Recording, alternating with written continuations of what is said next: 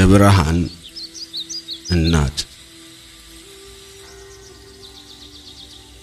የፍጥረታት ናፍቆት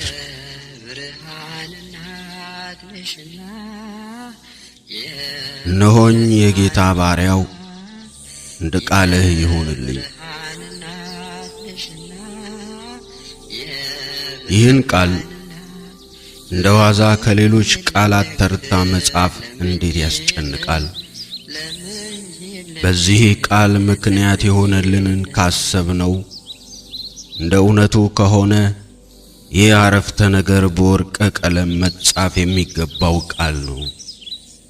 ይህ ቃል በብዕራናዊ ብዕር በቅዱሳን እጅ ብቻ ሊጻፍ የሚገባው ቃል ነበር።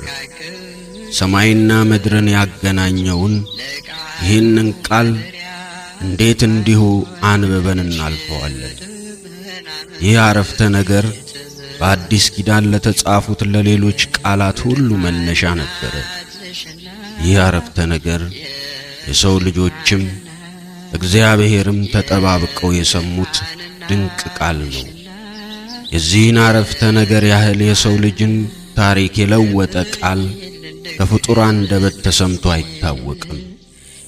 ብዙ ከማትናገረው የ15 ዓመት ብላቴና ድንግል ማርያም አፍ የወጡት እነዚህ ውድ ቃላት በነገራቸው ያስከተሉት ነገር ፍጥረታት ሁሉ ለዘመናት ሲናገሩ ውለው ቢያድሩ ሊያመጡት የማይችሉትን ነገር ነው።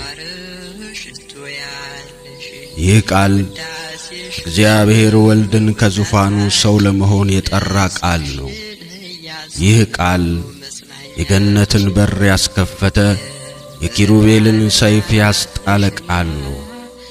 ይህ ቃል የፍጥረታት ናፍቆት የሆነ የእግዚአብሔርን ልጅ መገለጥ የወጠነ የምህረትን ዘመን ያስጀመረ ዘመን ለማይቆጠርለት አምላክ ዘመን እንዲቆጠርለት የማስጀመሪያ ቃል ነበር።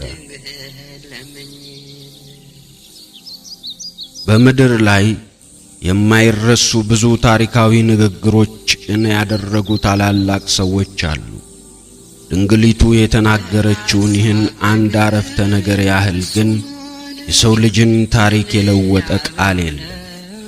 ይህ ቃል ብርሃን ይሁን ብሎ የዓለምን ጨለማ ካበራው የእግዚአብሔር ቃል የሚተያይ የማይጠፋው የዓለም ብርሃን ክርስቶስ እንዲመጣና በጨለማና በሞት ጥላ ለሄደ ሕዝብ እንዲያበራ ምክንያት የሆነ ቃል ነው።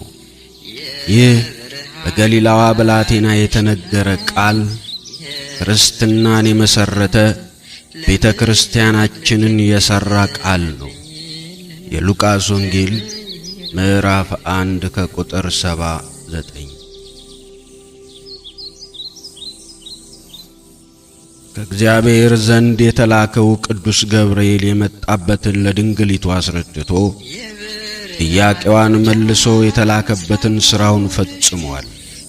አሁን የሚጠበቀው የመጨረሻው ነገር የድንግሊቱ መልስ ነው። መልአኩ ይህንን መልስ ካልሰማ ተልኮ አያበቃም። ይህ የድንግል ማርያም ምላሽ ቀጣዩን ነገር የሚወስን ነበር። መልአኩ ከእርሷ እንዲሄድና እግዚአብሔር ወደ እርሷ እንዲመጣ ድንግሊቱ ይሁን ብላ መቀበሏ የግድ ነበር። የሰው ልጅ የመዳን ዕድልም ድንግሊቱ መልስ እስክትሰጥ ድረስ የሚጠበቅ ነበር። ድንግል ማርያም የቅዱስ ገብርኤልን ብስራት ከሰማች በኋላ የምትሰጠው መልስ ለአምላክ ሰው መሆን ለሰው ልጆች መዳን እጅግ ወሳኝ ነው። እግዚአብሔር ነጻ ፈቃዷን ያከብራልና ድንግሊቱ የፈለገችውን ለመመለስ መብት ነበራት። ስለዚህ ሕይወቷን ሙሉ ለሚያስከፍላት ለዚህ የእናትነት አገልግሎት መመረጧን መልአኩ ቅዱስ ገብርኤል አብራርቶ ከነገራት በኋላ መልሷን ቆሞ መጠበቅ ነበረበት። የእርሷ ምላሽ የሚጠብቀው መልአኩ ብቻ ሳይሆን ገብርኤልን ልኮ ያስነገራት እግዚአብሔርም ነበር። እኛ የሰው ልጆችም ሴቶችም ሁላችን መልሷን በጉጉት እየጠበቅን ነበር። ማርያም ሆይ ለምን ትዘገያለሽ? ሞት የተፈረደብን እኛ እየጠበቅንሽ አይደለምን? የመዳናችን ዋጋ ቀርቦልሻልና እባክሽ ተቀበይ። እግዚአብሔር በደሙ ሊገዛን እያናገረሽ ነውና እመቤቴ ሆይ ቶሎ መልስ ስጪ፣ አትዘግይ። የዓለም ድህነት ባንቺ መስማማት ላይ ተመስርቷልና አታዘግዩ። ነፍሳችን በጥም እየተሰቃየችብን ነውና የሕይወት ውሃ ካንቺ እንዲፈልቅልን ያንቺን ይሁንታ እየጠበቅን ነው። በረሃብ የተሰቃየን ሁላችን የሕይወት እንጀራ ካንቺ እንዲወለድ እየጠበቅን ነውና እሺ በይ። የኀጢአት ሸክማችን የከበደን ሁሉ የሚያሳርፈውን የአምላክ ካንቺ ሊወለድ እያናገረሽ ነውና እመቤታችን ሆይ እሺ በይና ከሸክማችን ገላጊ። ነፍሳት በሲኦል እስራት ሆነው ያንቺን ቃል ይጠባበቃሉ። እግዚአብሔርም ሊምረን እጆቹን ዘርግቶ ወደ አንቺ መጥቷልና ንግሥት ሆይ ተቀበዩ። ብርቱ የሚሆን ታላቅ ሥራን ባንቺ ሊሠራ መርጦሻልና ዝም አትበይ። ሊቁ ዲሜጥሮስ ዘአንጾኪያ የሁሉ እናት ሔዋን ያንተን ወደ ማርያም ማኅፀን መምጣት ትጠባበቃለች። የሰውን አካል የራስ አድርገ የሴት ልጅን ነጻነት እስክታወጅ ትጠብቃለች እንዳለው አዘንተኛይቱ እናትሽ ሔዋን በሲኦል ሆና እየጠበቀችሽ ነውና እባክሽ ፍጠኝ። ነቢያት ሁሉ የትንቢታቸው ፍጻሜ ሊያዩ እየጠበቁሽ ነውና መልስ ለመስጠት አትቆይ። አንቺ ለሺ ዓመታት ዝም ብለሽ ብትቆይ በእግዚአብሔር ዘንድ አንድ ቀን ነው። መዳናችንን በተስፋ ለምንጠብቅ ለእኛ ግን ረዥም ነው። በሲኦል ላሉ ነፍሳት ደግሞ በሲኦል አንዲት ሰከንድ መቆየት ከምድር ላይ 1 ዓመት ከመሰቃየት የከፋ ነውና ድንግል ሆይ እባክሽን ፈጥነሽ መልስ ስጪ የሚያሰኝ ቅጽበት ነበረ። ድንግል ማርያም እግዚአብሔር ወደ እርሷ ያመጣው ጥያቄ ምን እንደሆነና የሚያመጣውን ድህነት በሚገባ ተረድታለችና ለቀረበላት የነፍስ አድን ጥሪ ምላሽ ለመስጠት አልዘገየችም። ሙሴ እስራኤልን ከባርነት ለማዳን መመረጡን ሲነግረው እነሆ አያምኑኝም፣ እግዚአብሔር ከቶ አልተገለጠህም ይሉኛል ብሎ ከእግዚአብሔር ለመላኩ ማሳያ ይሆን ዘንድ አስቀድሞ ምልክትን ጠይቆ ነበር። ይህች ድንግል ግን በመንፈስ ቅዱስ ጸነስሁ ብዬ ስናገር ሰዎች አያምኑኝም ብላ ምልክትን አልጠየቀችም። እንደ መስፍኑ ጌዴዎን ስለ መመረጧ ጠል በጸምር ላይ ወርዶልኝ ካላየው አላለችም። ካለማመን በሚመነጭ ክርክርም የሰው ልጅ ድህነትን ለቅጽበት አላዘገየችም። እነሆኝ የጌታ ባሪያ ብላ በትሕትና ተቀበለች እንጂ። ዘጸአት ምዕራፍ 4 ከቁጥር 1፣ መጽሐፈ መሳፍንት ምዕራፍ 6 ከቁጥር 39። በመጽሐፍ ቅዱስ እነሆኝ ብለው የሚናገሩት አባታቸው የጠራቸው ልጆች፣ ንጉሣቸው የጠራቸው ሎሌዎች፣ ፈጣሪያቸው የጠራቸው ነቢያት ነበሩ። ነቢዩ ኢሳይያስ እነሆኝ እኔን ላከኝ እንዳለ እነሆኝ ማለት ለመታዘዝ ዝግጁ መሆንን የሚያሳይ ቃል ነው። ትንቢተ ኢሳይያስ ምዕራፍ 6 ከቁጥር 8። ድንግሊቱ አምላክ ከእርሷ ሊወለድ እንደመረጣት ስትሰማ እነሆኝ ብላ ራሷን አቀረበች። ሰውነቷን ዙፋኑ አድርጎ እንዲያድርበት፣ ማኅፀኗን ከተማ አድርጎ እንዲሰፍርበት፣ ሥጋዋን ምንጭ አድርጎ እንዲፈልቅበት፣ አካሏን እርሻ አድርጎ እንዲበቅልበት እነሆኝ አለች። እግዚአብሔር ራሱን ለዓለም አሳልፎ እንዲሰጥ ድንግል ማርያም አስቀድማ ራሷን ለእግዚአብሔር አሳልፋ መስጠት ነበረባት። ስለዚህ እነሆኝ ብላ ራሷን ለፈጣሪዋ አስረከበች። አንድያ ልጁን ለዓለም ይሰጥ ዘንድ የወደደ እግዚአብሔር ለዓለም ከመስጠቱ አስቀድሞ ለድንግሊቱ ሰጣት። የሰው ልጆች አማኑኤል እግዚአብሔር ከኛ ጋር ሆነ ብለን ደስ እንድንሰኝ አስቀድሞ እግዚአብሔር ከድንግሊቱ ጋር ሆነ። ድንግሊቱ እነሆኝ የጌታ ባሪያው ብላ ሰውነቷን አሳልፋ ለፈጣሪዋ ሰጠች። ባሪያ አይደለሁምን? የፈጠርኸው ሰውነቴ ያንተ አይደለምን? አንተ ጌታዬ ነህ፣ እኔም ባሪያህ ነኝና የወደድኸውን አድርግ ስትል እነሆኝ ባሪያህ አለች። ጌታ ባሪያውን ሂድ ቢለው ይሄዳል፣ ሌላውንም ና ቢለው ይመጣል። ባሪያውንም ይህን አድርግ ቢለው ያደርጋል። ድንግሊቱም ባሪያ መሆኗን አምና ያላትን ለማድረግ እነሆኝ ባሪያህ አለች።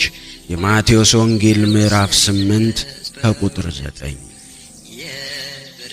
የድንግሊቱ እንደ ቃልህ ይሁንልኝ ሐሙስ ዕለት ማታ በጌቴሰማኒ ስጸልይ የነበረ ጌታ አባት ሆይ ያንተ ፍቃድ ይሁን ብሎ ራሱን ከሰጠበት ቃል እኩል ለእኛ መዳን እጅግ ወሳኝ ነበረ።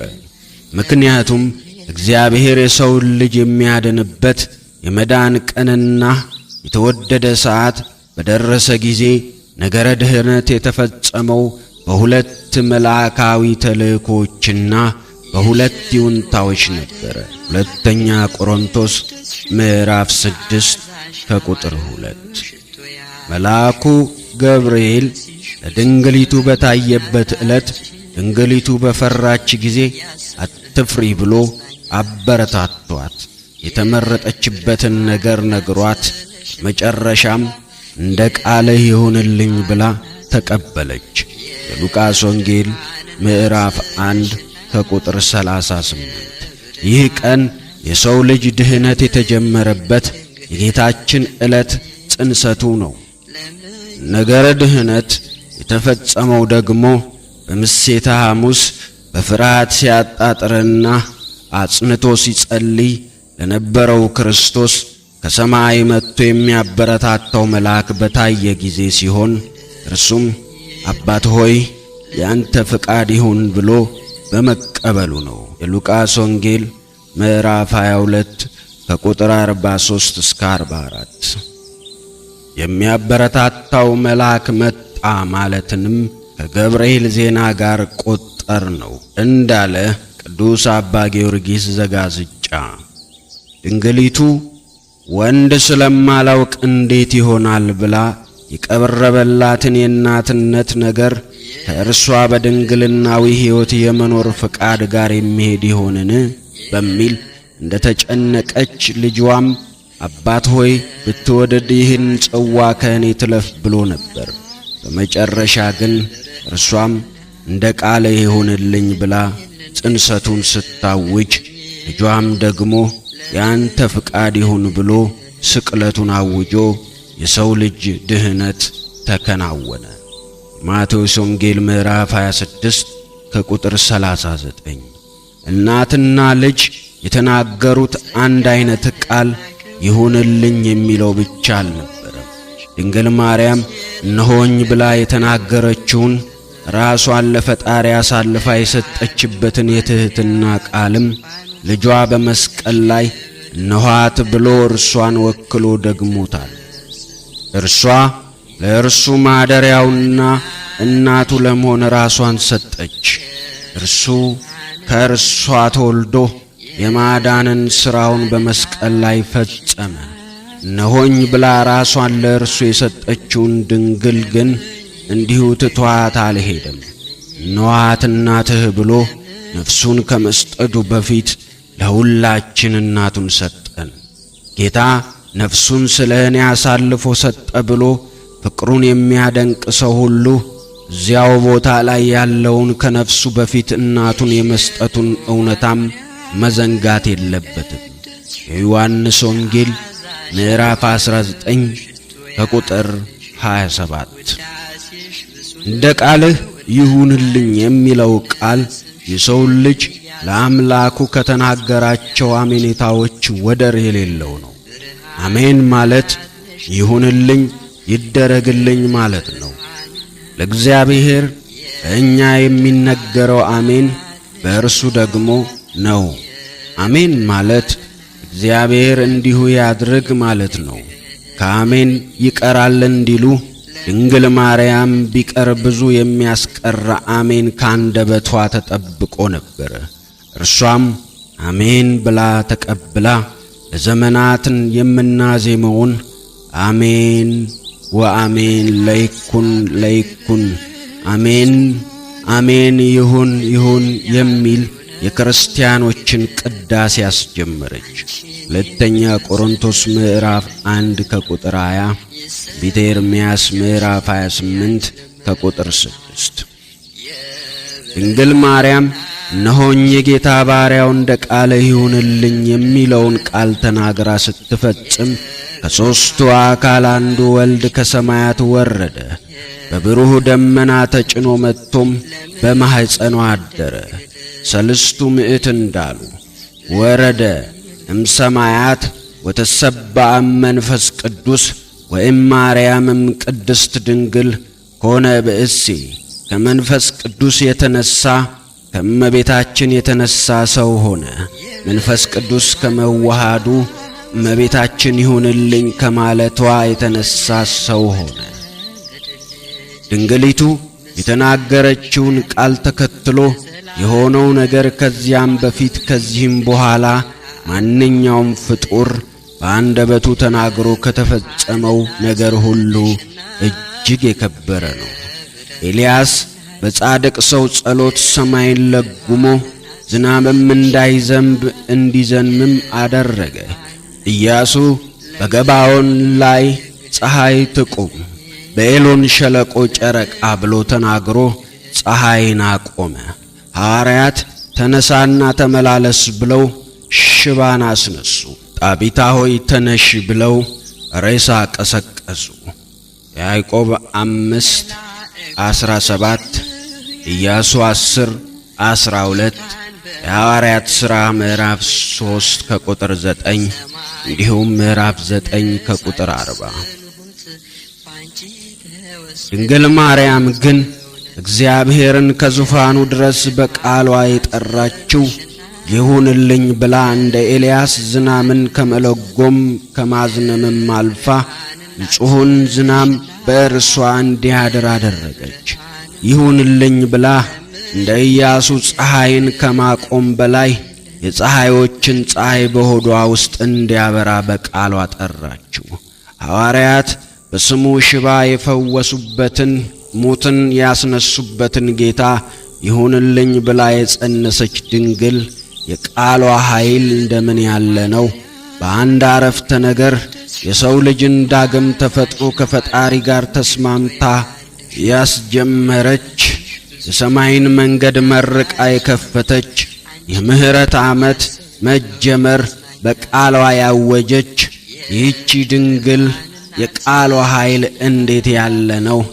እመቤቴ ሆይ ያንቺ ይሁን የሚል ቃል ተከትሎ እግዚአብሔር ሰው ሆነ። ሰው ሆኜ ተፈጥሬ ሰው መሆን ያቃተኝን እኔንስ ሰው የምታደርግኝ መቼ ነው? አምላክ ሰው እንዲሆን ይሁን ያልሽዋ ሆይ ስለ እኔ ሰው መሆን ይሁን የምትዩ መቼ ይሆን?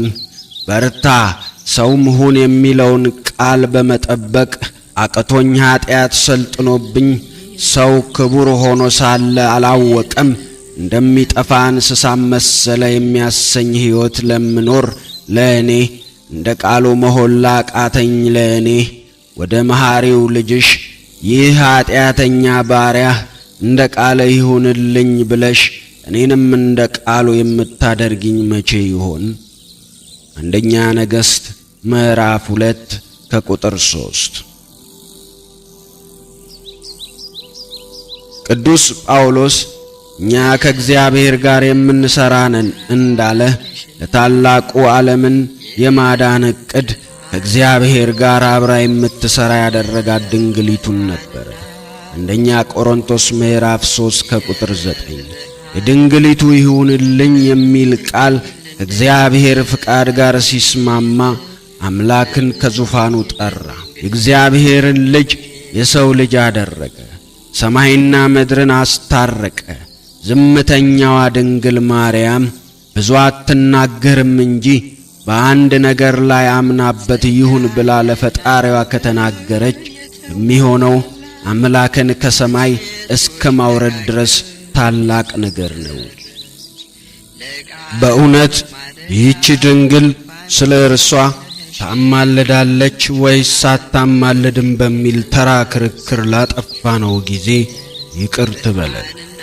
ወዳጄ፣ የአንተን ጊዜያዊ ችግር ለመፍታትስ ማንኛውም ተራ ሰው ሊጸልይልህ ይችላል። ቅዱስ ጳውሎስም ለሁላችን ምልጃ ይደረግ፣ ስለ እናንተ ሲያማልዱ ይናፍቋቸዋል፣ ክፉ ሲናገሩን እንማልዳለን ብሎ እርስ በርሳችን አንዳችን ለሌላችን ልንማልድ እንደምንችል ጽፏል። አንደኛ ቆሮንቶስ ምዕራፍ 4 ከቁጥር 12፣ አንደኛ ጢሞቴዎስ ምዕራፍ 2 ከቁጥር 1፣ ሁለተኛ ቆሮንቶስ ምዕራፍ 9 ከቁጥር 14። መቼም አብዛኛው ጥያቄያችን ከሥጋ አያልፍምና ደህና ገንዘብና ሥልጣን ያለውም ሰው የአንተ ችግር ለመፍታት አያንስም። ይሁንልኝ የሚል የእምነት ቃሏን ተናግራ ሰማይና ምድርን በማኅፀኗ ያስታረቀች እግዚአብሔር ውድ ፍጥረት ድንግል ማርያም አንተን አማልዶ ማስታረቅ ትልቅ ነገር የሚሆንባት ይመስልሃልን? እውነት ለመናገር ለእኛ ተራ ጉዳይ አታማልድም ብሎ መወዛገብ ቀርቶ ታማልዳለች ብሎ መናገር ከክብሯ ጋር የማይመጥን ተራ መልስ ነው። ስለ ሌሎች ጻድቃን እንኳን የጌታ ዓይኖች ወደ ጻድቃን ናቸው፣ ጆሮዎቹም ለጸሎታቸው ተከፍቷል ተብሏል። ድንግል ማርያም ግን እናት ለልጇ እንደምታወራ የሰማይና የምድርን ፈጣሪ በእቅፏ ይዛ በጆሮዎቹ የእናትነት የፍቅር ቃል እያፈሰሰች ናትና ከየትኛውም ሰው ድምፅ በላይ የእርሷ ቃል ለፈጣሪ ጆሮ ጣዕም ያለው። እንደ ቃልህ ይሁንልኝ ያለችው ቃል ድንግል ማርያም የአምላክ እናት ያደረገ አምላክንም ሰው ያደረገ ቃል ሆነ። መልአኩን እንደ ቃልህ ይሁንልኝ አለችው። ያን ጊዜ ቃል ከእርሷ ሥጋን ተዋሃደ። አይታ እንዳትደነግጥ ተመልክታም እንዳትፈራ ሰው በሆነ ጊዜ ከእርሱ ጋር አራቱን እንስሳ አላመጣም። በሰማይ ሥርዓት የተጠበቁ ሰማያውያን በዚያ ተወ። ድንግሊቱ ይሁንልኝ ስትል በመንፈስ ቅዱስ ጣት እግዚአብሔር ወልድ በሥጋ በማኅፀኗ ተቀረጸ። ቅዱስ ስምዖን እሰግድ ለኪ እመ መድኃኒት ዘተሰሃለ በከርስኪ ዘይስህሎሙ ለሕፃናት በከርሳ እማቲሆሙ። ሕፃናትን በእናታቸው ሆድ የሚስላቸው እርሱ በሆድሽ የተሳለ የመድኃኒት እናት ሆይ እሰግድልሻለሁ እንዳለ ሕፃናትን በማኅፀን የሚስላቸው እርሱ በድንግል ማኅፀን ተሳለ። አባ ሕርያቆስ ድንግሊቱን አማኑኤል የሥጋ ልብስን የለበሰሽ የሸማኔ ጉድጓድ አንቺ ነሽ፣ በሸማኔ ጉድጓድ ሰሪውም ሥራውም እንደሚገኝ ለራሱ የሥጋ ልብስን ያዘጋጀው እግዚአብሔር በማኅፀኗ ያደረባት እርሷ ነበረች። እርሱ ራሱ በመወለጃ ማኅፀን ተሳለ። እርሱን ለመሳል የተፈለገ ሰዓሊ የለም። ከድንግል ማኅፀን ሥጋን ለራሱ ፈተለ። መልአኩ መንፈስ ቅዱስ በአንቺ ላይ ይመጣል ባለው ቃል መሠረት ድንግሊቱ እንደ ቃልህ ይሁንልኝ ስትል መንፈስ ቅዱስ በእርሷ ላይ ወረደ። እግዚአብሔር ዓለምን ሊፈጥር ሲል ጨለማም በጥልቁ ላይ ነበር። እግዚአብሔር መንፈስ በውሃ ላይ ሰፍኖ ነበር። ኦሪት ዘፍጥረት ምዕራፍ 1 ከቁጥር 2። እግዚአብሔር ዳግመኛ በጨለማ የተዋጠን ይህን ዓለም ድጋሚ ሊፈጥር በወደደ ጊዜ በአዲሲቱ ምድር በድንግል ማርያም ላይ መንፈስ ቅዱስ ሰፈነባት። እግዚአብሔር አብ መለኮታዊ ኃይሉን ትችል ዘንድ አጸናት። የማይቻለውን አምላክ እንድትችለው አደረጋት። ቅዱስ ኤፍሬም እንዳለው ታላቁ ተራራ ጌታ ሆይ ልትሸከምህ የቻለችው አንተ ራስህን አቅልለህላት ነበረ። የመገበችህ አንተ ረሃብን መርጠህ ነው። ጡቷን ያጠባችህ ፈቅደህ ተጠምተህ ነው። የእሳት ፍም ሆነ ሳለ የዳሰሰችህ እቅፏን እንዳይጎዳት ጠብቀህላት ነው።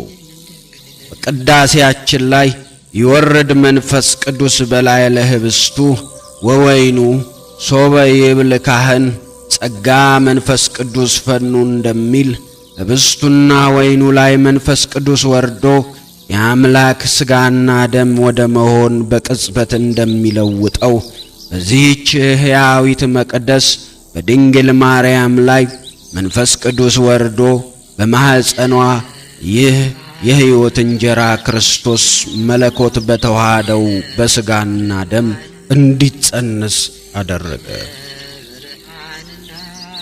ቅዱሳን አበው ይህ አምላክን የጸነሰችበትና ቅድመ ዓለም ከአብ የተወለደውን ወልድን ለሁለተኛ ልደቱ በማኅፀኗ ያደረበትን ቅጽበት መቼ ተጠመቀች ተብሎ ለማይነገርላት በመውለዷ ሁሉንም ምስጢር ለፈጸመች ድንግል ማርያም ዳግመኛ ከመንፈስ ቅዱስ የተወለደችበት ዕለት ነበር ይላሉ። ቅዱስ ኤፍሬም በእርሷ አንደበት በተቀኘው ቅኔ እንዳለ የልዑል ልጅ መጥቶ በእኔ አደረ፣ እኔም እናት ሆኖ ሁለተኛውን ልደቱን በወለድሁት ጊዜ እርሱ እኔን ዳግመኛ ወለደኝ። እርሱ የእናቱን ልብስ ሥጋን ለበሰ፣ እኔም የእርሱን ክብር ለበሱ። ቅዱስ ያዕቆብ ዘስሩግ ከማርያም የተወለደው ሁለተኛ ልደቱ የእርሷም ሁለተኛ ልደቷና ጥምቀቷ ሆነ ብሏል። ሰማይ ከሰማያትም በላይ ያለው ሰማይ ይይዘው ዘንድ አይችለውም እንደሚል እግዚአብሔር በሁሉ የሞላ በቦታ የማይወሰን አምላክ ነው። አንደኛ ነገሥት ምዕራፍ 8 ከቁጥር 27። በዚህች ብላቴና የእምነት ቃል ግን በሁሉ የሞላው እግዚአብሔር በማኅፀኗ ውስጥ ተወሰነ። የተደረገው እጅግ ድንቅ ነገር ነው። የተጸነሰው አምላክ ዓለምን በእጁ የያዘው አምላክ ነው። በእርሷ ውስጥ ከእርሷም ውጪ ነው። በድንግል ማኅፀን ውስጥ ባደረ ጊዜ ፀሐይ ከክቡ ሳይለይ በቤቶች ሁሉ ውስጥ እንደሚያበራ እርሱም ከአባቱ አልተለየም። ወአመ ሀደረ ውስተ ከርሳ ማርያም ይትፈልጥም ወላዲሁ በከመ ያሃድር ጸዳል ፀሐይ ውስተ አብያተ ወይትፈልጥም ክበቡ። ከአባቱ ሳይለይ ቃል ወደ አንቺ መጣ፣ ሳይወሰን ጸነሽው፣ በላይ ሳይጎድል በታች ሳይጨምር በማኅፀንሽ አደረ እንዳለ የእርሱ በድንግል ማኅፀን እያለ በሁሉ መገኘት፣ በሁሉ ሲገኝ በድንግል ማኅፀን መወሰን ከአእምሮ በላይ ነው። ቅዱስ ያዕቆብ የተጸነሰውን አምላክ እንዲህ ይለዋል፣ የሚፈልግህ ሰው ቢኖር ወዴት ሊያገኝህ ይችላል? የሚወድህ ሰው ወዴት ሊያይህ ይችላል? በሰማያት በአባትህ እቅፍ ይፈልግህ ወይንስ በኤፍራታ ቤተልሔም? ይህ ነገር ለማሰብ የሚከብድ ድንቅ ነገር ነው። አባ ሕርያቆስ እንዲህ ሲል በመደነቅ ማዕበል ውስጥ ይንገላታል። ከገረድነት ጋር እናትነት እንደምን ያለ ነው! ከመለኮት ስፋት ጋር የሆድ መጥበብ፣ ይህንንም ባሰብኩኝ ጊዜ ሕሊናዬ የልጅሽን የባሕሩን ጥልቀት ሊዋኝ ይወዳል። የወዳጅሽ መሰወሪያ ማኅበል ያማተዋል። ዳግመኛ ባሰብኩ ጊዜ ሕሊናዬ ተሰውሮ ወደ ላይ ወጥቶ የሕያው መሰወሪያ የሆነውን ሊገልጥ ይወዳል። ከነደ እሳቱ የተነሣ ይፈራል። ከአየራት ከእርቧቸው አርቦ አይደርስም። ይህንንም ባሰብኩ ጊዜ ሕሊናዬ በነፋስ ትከሻ ተጭኖ በምሥራቅና በምዕራብ በሰሜንና በደቡብ ዳርቻ ሁሉ ሊበር ይወዳል። የፍጡራንን አኗኗር ያይ ዘንድ የአብረትነትህንም ጥልቀታቸውን ይለካ ዘንድ የሰማይንም ርዝመቱን ያውቅ ዘንድ በሁሉ ዘንድ በሁሉም ይዞራል። አቅቶት ወደ ቀደመው አኗኗር ይመለሳል።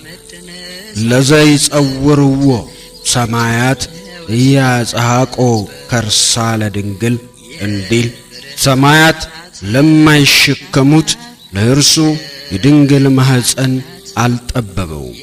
በእርግጥም የድንግል ሆድ በሰማይ ካለው የብርሃን ሰረገላ ሰፋ። የድንግል ሆድ ከአየር በለጠ፣ ከፍ ከፍ አለ፣ በኪሩቤልም ዘንድ ተመሰገነ።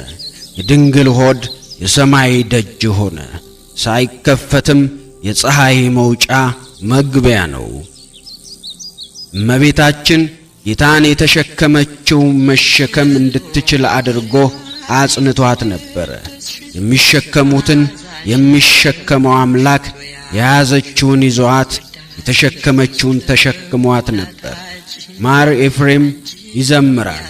ማርያም እንዲህ አለች፣ የተሸከመሁት ታናሽ ሕፃን እርሱ እኔን ተሸክሞኛል። ክንፎቹን ዝቅ አደረገ፣ በላባዎቹ መካከል አስቀመጠኝ፣ ወደ ሰማያት ይዞኝ ወጣ።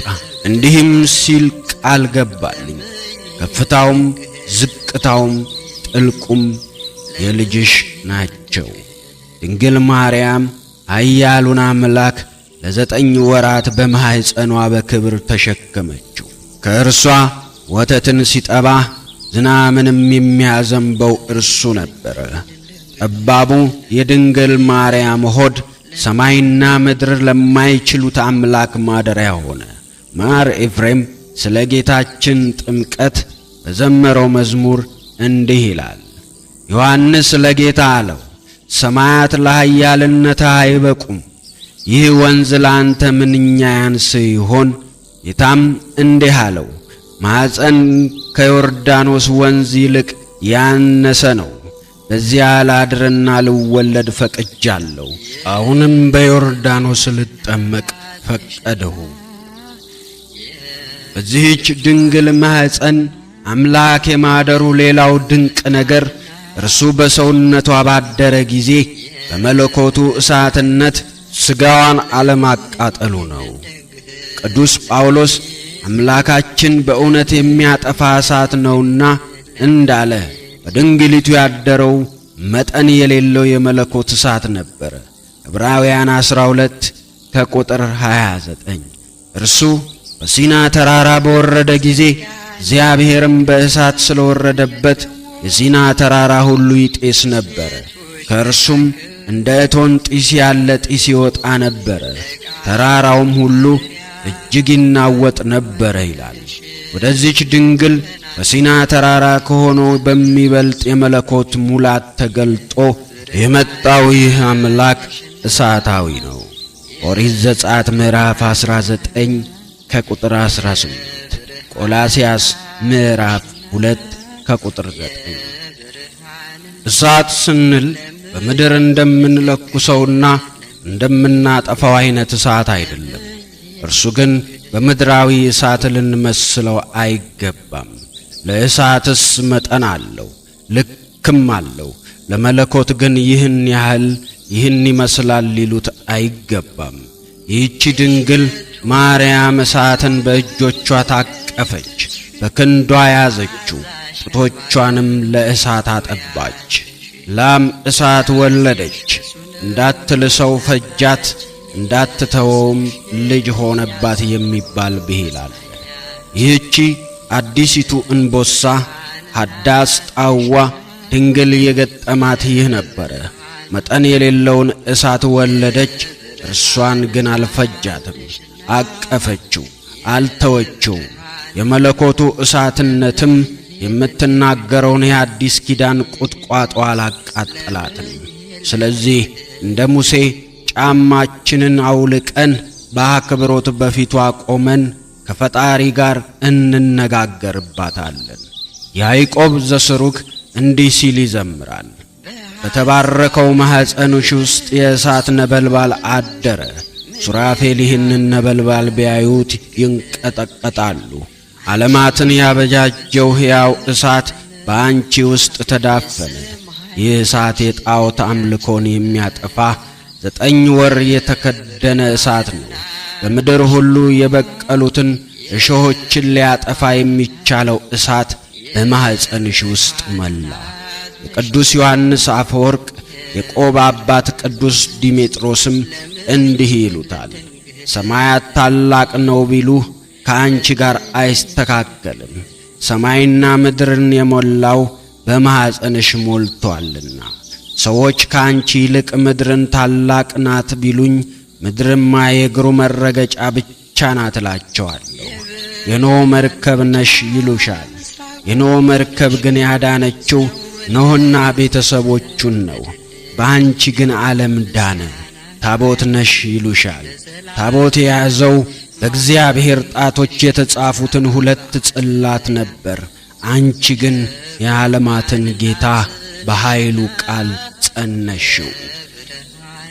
እሳተ መለኮትን ተሸክመሽ ሳለሽ ያልተቃጠልሽው እመቤታችን ሆይ እኛ እንደ አንቺ አምላካዊውን እሳት ለመሸከምና ሳይቃጠሉ ለመቆየት የምንለምንበት ሕይወት የለንም። ሆኖም እኛ አንቺን ነክቶሽ በማያውቅ በሌላ እሳት እየነደድንና እየተቃጠልን ነውና እንድታጠፊልንና እንድታስችይን እንማጸንሻለን። እኛ ያቃጠለን እሳት በጉያው እሳትን የሚታቀፍ ልብሶቹስ የማይቃጠሉ ማን ነው? በፍም ላይ የሚሄድ እግሮቹስ የማይቀጠሉ ማን ነው?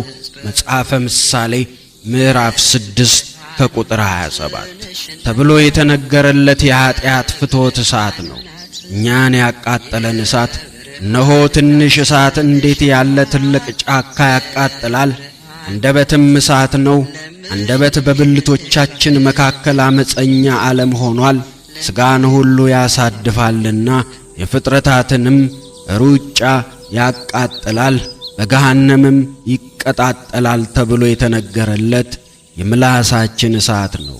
ያዕቆብ 3 ከቁጥር 6 እንደ አንቺ የመለኮት እሳት መሸከም ባይቻለንም እንደ አንቺ የሚያነደንን እሳት ታቅፎ አለመቃጠል ባይሆንልንም ድንግል ሆይ የፍትወታችን እሳት መሸከም አስችይን፣ የምላሳችንንም እሳት መቆጣጠር አስተምሪ። ከአባ ጊዮርጊስ ጋር እንዲህ ስንል እንማጸንሻል። እሳትን በሥጋ የወሰንሽ ድንግል ሆይ እኔን ኀጢአተኛውን አማልጅኝ።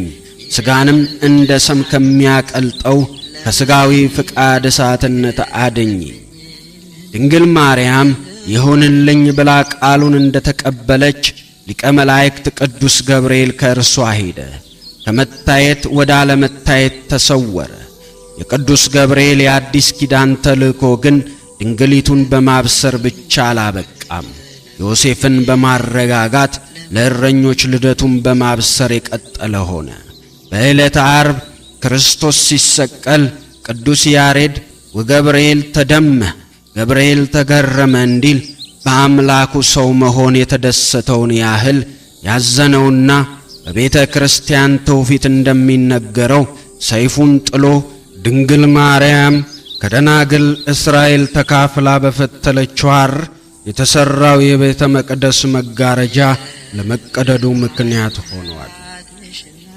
በጌታው መሰቀል ያዘነውን ንስር አርያም ቅዱስ ገብርኤል ጌታው በተነሳበት ዕለትም ከቅዱስ ሚካኤል ጋር የትንሣኤውን ዜና ለቅዱሳት አንስት ካወጁት 2 መላእክት አንዱ ነበር።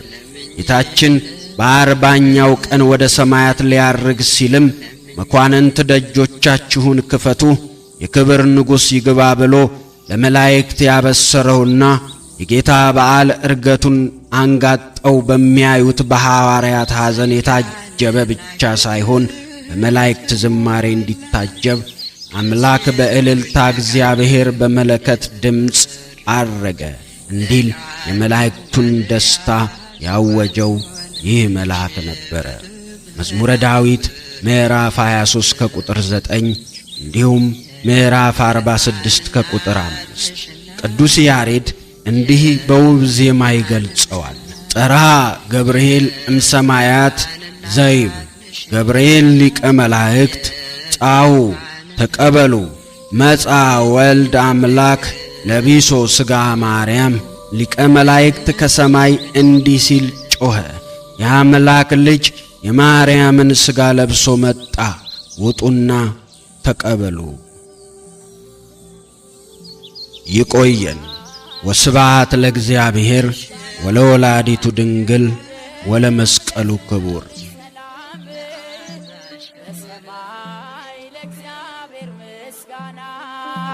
በምድርም ለሰው ልጅ ሰላም ተወልዷልና መድኃኔዓለም ተወልዷልና መድኃኔዓለም